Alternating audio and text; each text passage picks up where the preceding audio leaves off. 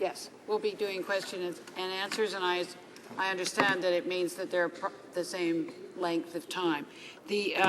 Just following up on the minister's statement about First Nations, Inuit, Métis in Canada fully participating in the economy, could the minister tell us what percentage of high school students living on reserve graduate from high school every year?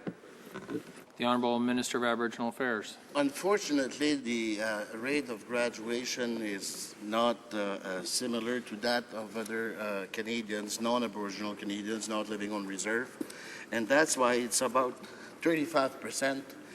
But hence, Mr. Chair, the importance of investing into what we have proposed as a result of the work we have done with the Assembly of First Nation, which is to introduce a National Education Act. We are consulting on this at this moment with First Nations and Canadians and stakeholders. And the Honourable Member St. Paul. Mr. Speaker, the minister should know that that rate hasn't changed in the 7 years that this government has been in power. In fact, in some years, it's actually gone backwards. The government set a goal that people find pretty disappointing of an 8% improvement over the next 5 years. Does the minister believe this goal is good enough, and what investments is he putting in to improve the number of students finishing high school? The Honourable Minister of Aboriginal Affairs. Mr. Chair, I'm kind of surprised because she complains about the rate not having changed, and as far as I know, for the 13 years they were in office prior to 2006, it hasn't changed either. I mean, the fact of the matter, if they are concerned about education and the investment in education, maybe they could explain to First Nation people and Canadians why they vote against every investment we propose to make in education. The Honourable Member of St. Paul's. Okay, so Minister, a real strategy is what, by when, and how. When do you expect that the on-reserve graduation rates for Aboriginal students would arrive at the national average? And what investments are you prepared to put in to make that happen? What year will they be the same as all Canadians? The Honourable Minister. Mr. Chair, the Reforming First Nation Education Initiative, which was launched in 2008, includes, of course, the First Nations Student Success Program, the Education Partnership Program, and in Budget 2012, we committed, in response to a report of the National Panel on First Nation Elementary and Secondary Education, jointly undertaken by the Government of Canada and the Assembly of First Nation, to introduce a First Nation Education Act, to explore new mechanisms to ensure stable, predictable, and sustainable funding. And if we can achieve that, we will see the results and the graduation rate increase indeed. The Honourable Member of St. Paul. Mr. Speaker, the Conservatives have decided that they want to have a look at the history of Canada, yet not in the proposal. There's nothing there on Indigenous people. There's a chapter in Canadian history that Commissioner Sinclair has called The Secret of Shame. The Truth and Reconciliation Commission says it needs more time and more money to complete its work, and it also needs the documents, not only from the Minister's Department, but from all the other departments, particularly the RCMP. Will the Minister be giving the Truth and Reconciliation Commission the time and the money and organize the documents so that this chapter in Canadian history can be properly dealt with in truth and reconciliation? The Honourable Minister. Mr. Chair, the fact of the matter is that I have met twice and no longer than 2 days ago with Justice Sinclair and the other commissioners. And when she claims that they need more time, what my discussions with the Commission has been about is to implement the agreement that is court supervised. And we are working together, and I have committed to work with the Commission in order to ensure that we respect fully the obligations of Canada under the agreement, the settlement agreement that is court supervised. And this is a continuing conversation and dialogue I'm going to have with the Commission in order to ensure that the objective of the agreement is attained. The honourable member for St. Paul. Well, Mr. Speaker, the Commission is supposed to finish its work in next year. Can you tell us how you are complying with the court order that said you were to turn over all documents requested by the Commission? When will you comply with the court order? Just before I go to the Minister, just remind all honourable members to direct their comments and questions and responses through the Chair. The Honourable Minister. Doesn't have enough experience. Mr. Chair, we are going to work diligently with all the parties.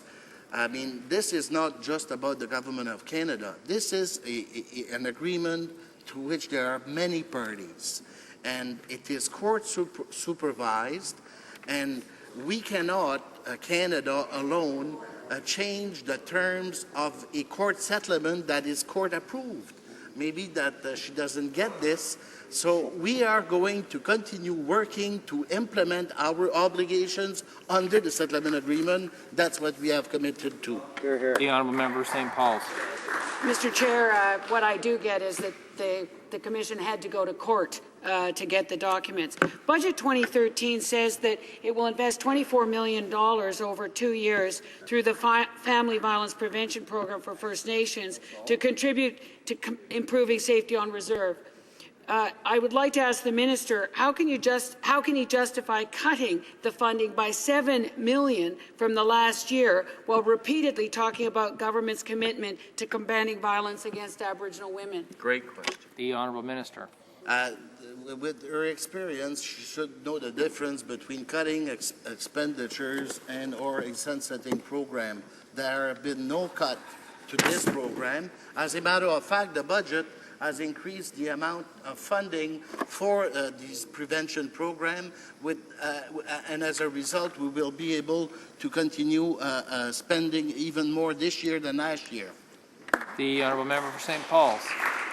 Mr. Chair, the Department of Justice has been reducing the funding for the Aboriginal Justice Strategy. A review of the program by the Department in 2011 noted the capacity to expand the strategy into additional communities is currently limited, and that there are large geographical gaps in the access to community-based justice programs which remain. Given this, would the Minister agree that he should be cutting funding to this program? The honourable Minister.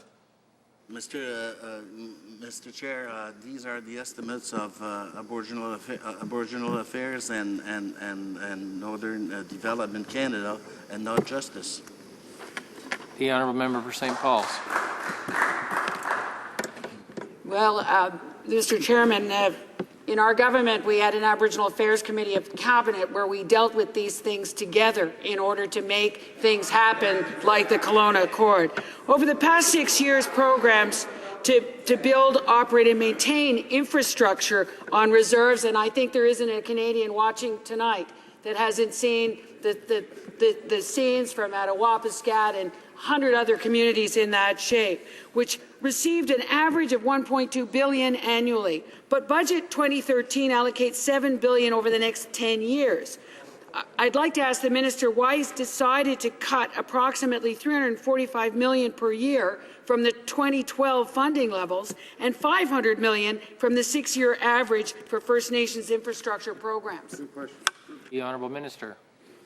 I thought, Mr. Speaker, she was going to congratulate me. I announced this week that we were going to spend a further over $2 million for housing needs in Attawapiskat.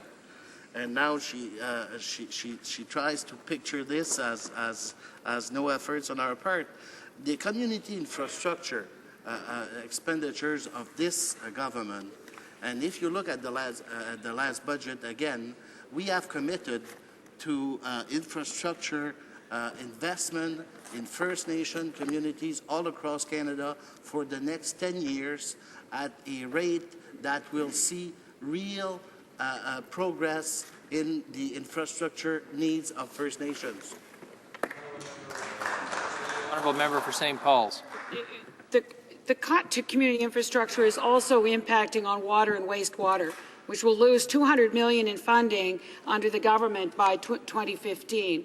I want to ask the minister how he justifies this when his own department's national assessment on First Nations water and wastewater estimated an urgent and immediate funding shortfall of $1.2 billion and an additional $4.7 billion that was necessary over the next 10 years. The Honourable Minister. Mr. Chair, the fact of the matter is that the investment in water and wastewater that have been made from 2006 to 2013-14, we will have spent over $1.3 billion to improve these infrastructure. And these investments, what is important to understand, and I know that Liberals would not operate that way, this investment is part of a comprehensive long-term plan to improve on-reserve water and wastewater founded on 3 pillars: enhanced capacity building, and operator training, enforceable standards and protocols, and infrastructure investments. Mr. Chair, I was in a community where the government had invested a lot of money on a system and they had no operator. So we are now training these operators so that these investments can be protected. The Honourable member for St. Paul's. Mr. Chairman, as the minister knows, that 3/4 of First Nation communities have now water systems that are at risk of high or medium risk. I want to know, how long does the government anticipate it would take at the current funding levels to deal with at-risk water and wastewater systems identified in that national assessment? And when, again, in a strategy of what, by when, and how, when does the minister expect that 100% of families in 100% of communities would have access to safe drinking water in Canada? The Honourable member for St. Paul. Pardon me, the Honourable Minister. Mr. Chair, since the 2009-2011 national assessment, the percentage of First Nation drinking water systems that have certified operators has increased from 51 to 60%, and the percentage of wastewater systems that have certified operators have increased from 42 to 54%. And if she wants to give me more time, I could talk about the water system and their risk levels. But I know my time is up. The Honourable member for St. Paul's.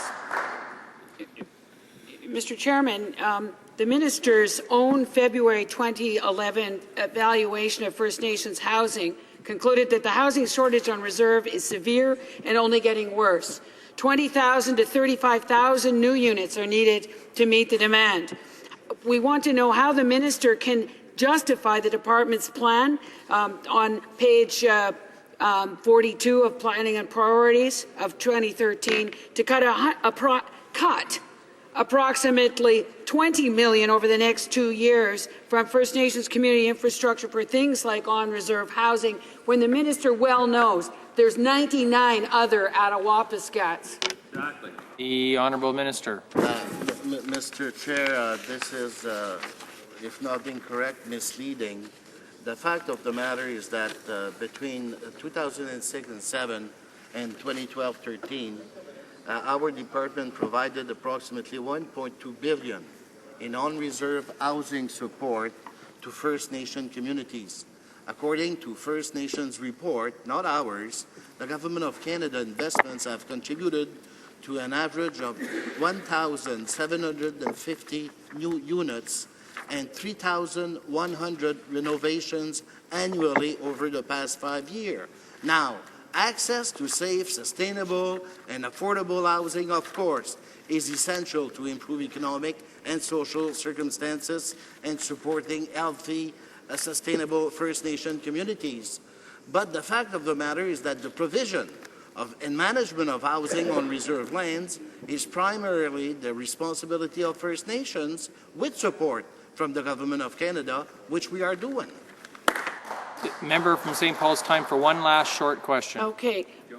Mr. Chair, I would like the minister to explain why the 10,000 units that they claim the government has built on reserve over the last 6 years is approximately 3,800 units less than what would have been built during that same period at the 205 funding levels.